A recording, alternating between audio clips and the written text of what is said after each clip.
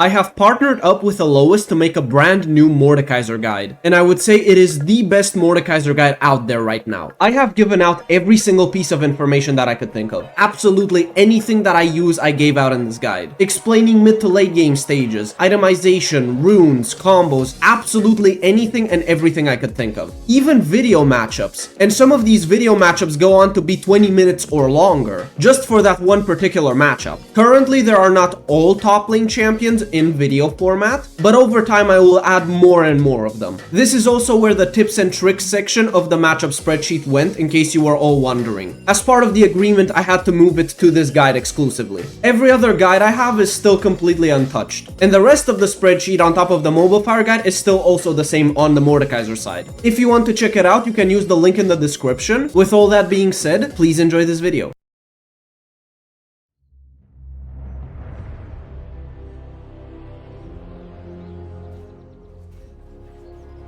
Early on, Urgot has a lot of damage and his level 1 is actually super threatening. If he hits that fling on you on level 1, you probably die, or you're forced to flash away. Most of the lane boils down to dodging his E. If the E hits, you die. If the E misses, you should win. If you're super fed, this is obviously not the case, but most of the time you have to dodge out that E to win. He can also Q poke you a lot, so keep that in mind as well. Paying attention to his legs is also really important, so you don't take extra damage for no reason. If you want to, you can rush Warden's Mail into Urgot. Whenever he activates his W, each individual small shot will be reduced by the Warden's Mail effect. But you can also rush something like Bramblevest and just deal more damage, because each attack will proc that reflect damage. Or you can just go into plated steel caps to be more mobile, which should allow you to dodge his E better. You can also use your E to stop his E, but he can also use his E to dodge out yours. It just depends on the timing itself, so you have to be really careful when you actually look to pull him. His ultimate is quite deadly, because the moment you're under 25% health, you just straight up die if he tags you with it. You need to make sure you're above that threshold at all times when you 1v1 him and you know his ulti is up. Or just try to look to dodge it, but it can be difficult to do, especially if he flings you first.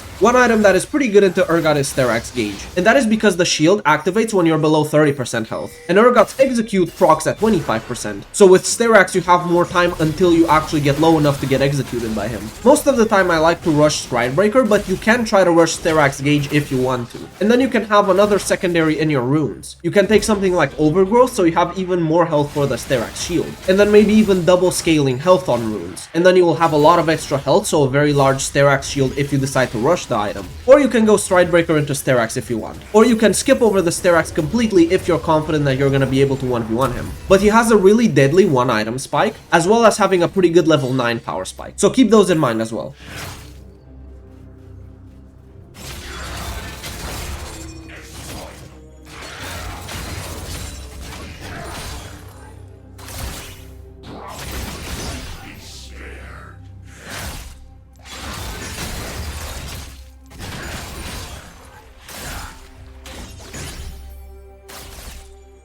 He's been using a lot of mana throughout the lane because we've both been just kind of passively farming and he Q-poked me a lot. So I want to look to fight him right now. And I know that he won't be able to use his ultimate or E in the next fight. And this is because he won't have the mana to use his entire combo. One spell will be missing from it. So when he does this all in here, if I play it correctly, I should win it.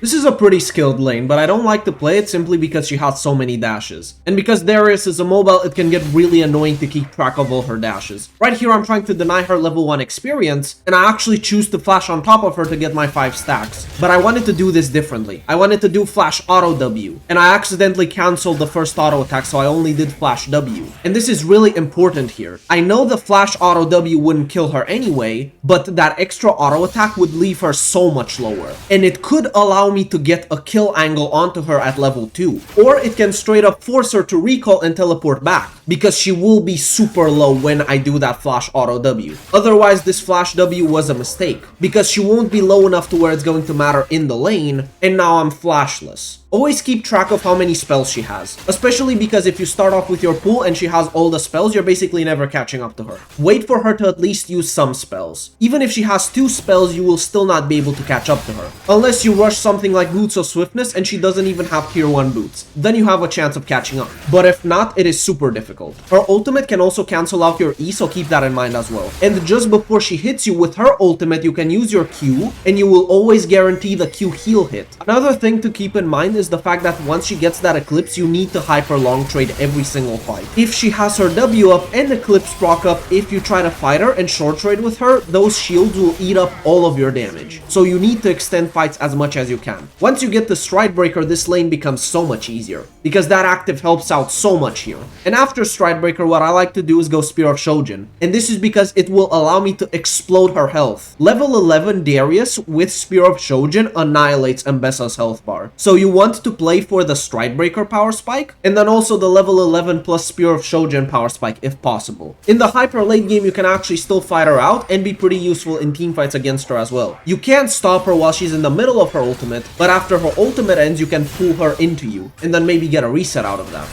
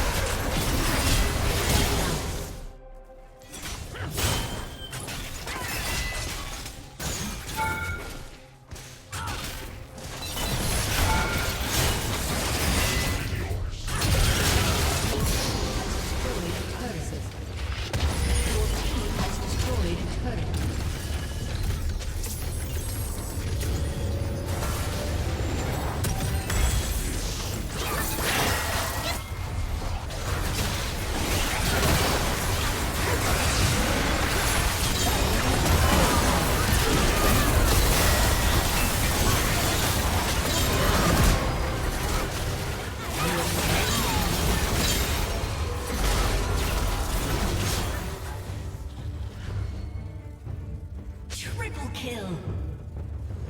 A summoner has disconnected. Victory!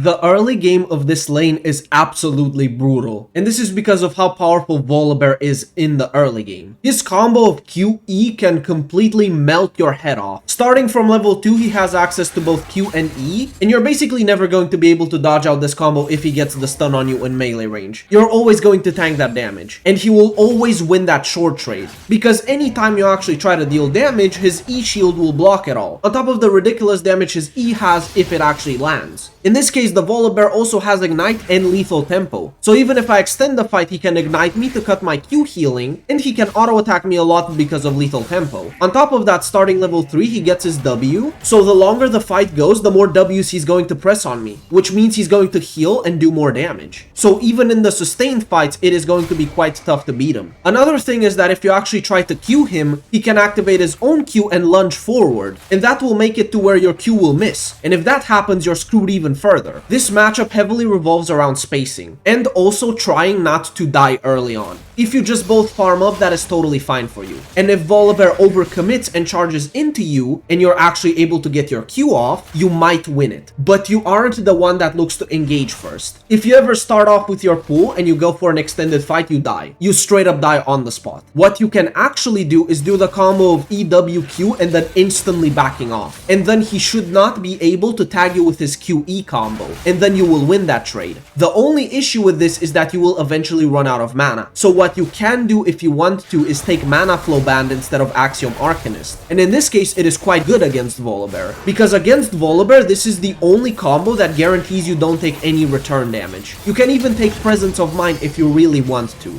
but I don't recommend it most of the time. Just Mana Flow Band should be enough. But again, if you really want to, you can also go Presence of Mind. His ultimate can also dodge out your E and can dodge out your Q. You can buy Executioners into Volibear if you want to, because that will lower his W heal, or you can buy Bramblevest as well, also for heal cut, but it is also a more defensive option that gives you that reflect damage, which is quite good if you know he's going to auto attack a lot. For example, if he has Lethal Tempo, or if he's going to go AP Volibear, and then he's going to get more attack speed, so he will auto attack more. What I like to do into Volibear is rush Spear of Shojin. In my opinion, using Q and W a lot in the melee fight against Volibear is the way to win it. The Spear of Shojin power spike is really good because it allows you to 1v1 Volibear really hard. So if you want to, you can buy Shojin, then Executioners, or even Executioners into Shojin if you want to fight earlier on. You can also use your Ghost to space out his auto attacks. If you go into an auto attack battle with him, you will lose because he will have more attack speed than you, especially in this case because of his Lethal Tempo. So I can press Ghost and space him out, and only go to attack him when my auto attack is up. If you can survive the early game, and especially the first 7 levels or so, you should be good to go afterwards for the most part, but you won't be in the clear. It is just going to be so much easier. The first 5-6 levels especially are super threatening,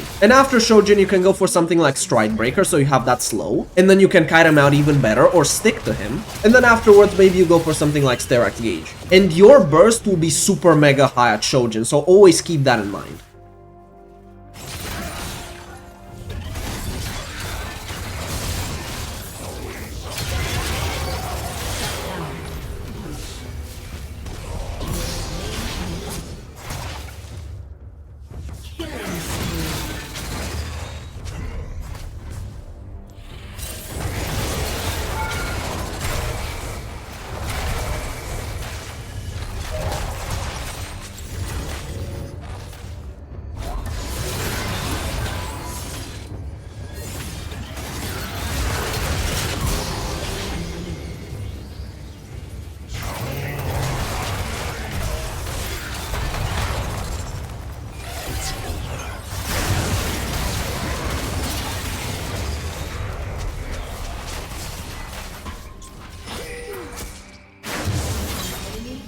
I end up going for Ionian Boots, and I want to explain why. Because this is a very unique purchase and a very unique scenario. And here's my thought process behind going Ionian here. Plated steel caps are pretty good into Volibear and Kai'Sa, but I am beating out this Volibear, so I think the only threat would be Kai'Sa in this situation. Zed kinda auto attacks, but not really. The armor against him is obviously not bad, but I think it's not mandatory here. But again, plated were an option because of Kai'Sa mostly, and not bad into Volibear Volibear as well. Boots of Swiftness were okay, but I didn't feel like they had that many slows that could impact me. But again, another option that could have been taken. And then you have Mercury Treads, where I think I did not need them at all because they had basically no crowd control. The only crowd control I could reduce here by purchasing Mercury Treads is Volibear Q, so I don't think that would be worth it. So instead I go for Ionian Boots, which will give me that 10 ability haste, but they also give me summoner spell haste. And Darius loves to have his summoner spells up. In team fights he loves to have Flash and Ghost because that's the way he engages and chases. So by buying Ionian, I get that summoner spell haste, which allows me to have my summons more often. On top of that, I am also thinking about the tier 3 boots. Tier 3 Ionians are absolutely disgusting. Once you upgrade them, you get 25 ability haste just from the boots. On top of the effect that whenever you deal damage to an enemy champion with an ability, you will gain 10% movement speed. And that is absolutely insane for Darius. So I felt like I didn't need plated steel caps or boots of swiftness that much, so instead I went for Ionian.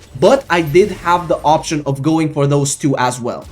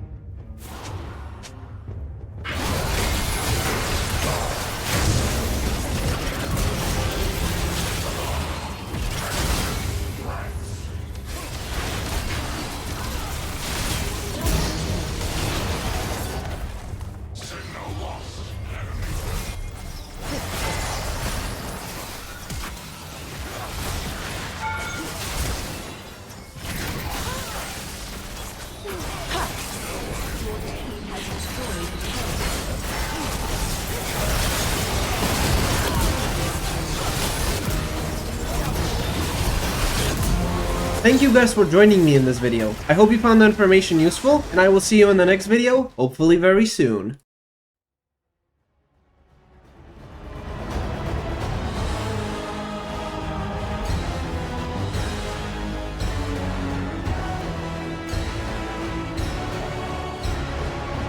Night is falling on the old world.